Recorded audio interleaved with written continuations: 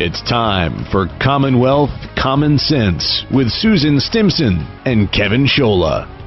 Hello, Susan. Welcome back. Hey, Kevin, this week sure went by quickly. It did, and we've noticed some numbers coming in as far as people's party affiliations, and it looks like one party's losing a lot of folks.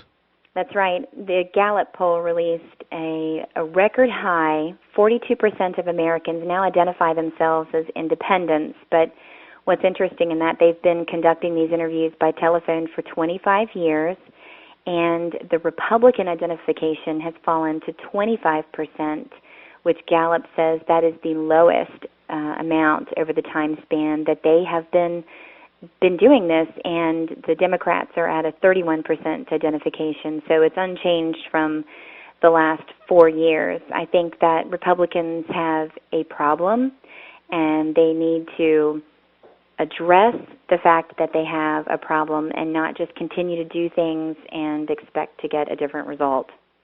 And I guess the numbers would be even lower if all states had open primaries, because I know a lot of people who are fed up with, the John Boehners of the world and the establishment GOP, but they hang on and stay registered because otherwise they wouldn't be able to vote in their primary and try to get a conservative on the ballot.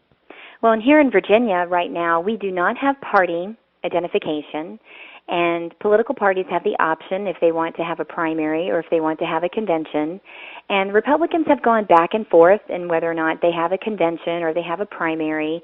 When Governor McDonnell ran and Lieutenant Governor Bowling, when they ran, they wanted a convention. So in 2009, we had a convention.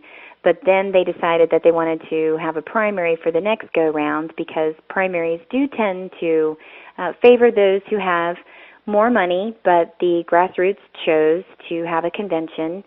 But we're seeing in the Virginia General Assembly legislation now where they're making a move to make it impossible to have conventions. They want to tell the political parties, both Democrat and Republican, what they can do and how they will nominate their nominees. McAuliffe, of course, taking over as governor in Virginia, and this marks the first time since the 70s that Democrats have followed a presidential win with a victory the next year in the Virginia gubernatorial election. Republicans were never able to pull that off. Do you still feel it's a competitive state where Republicans can bounce back quickly, or is there going to be a lot of growing pains here and a chance of it slipping away for good? Without a doubt, this is a competitive state, and I would say without a doubt that is still a baseline Republican state.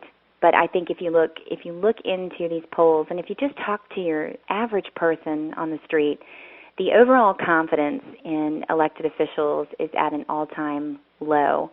And in particular in Virginia, we've had some issues that have come up regarding ethics and the role that sometimes a gray line can be crossed by elected officials, and Virginia has been identified as one of those states that could be most susceptible to corruption.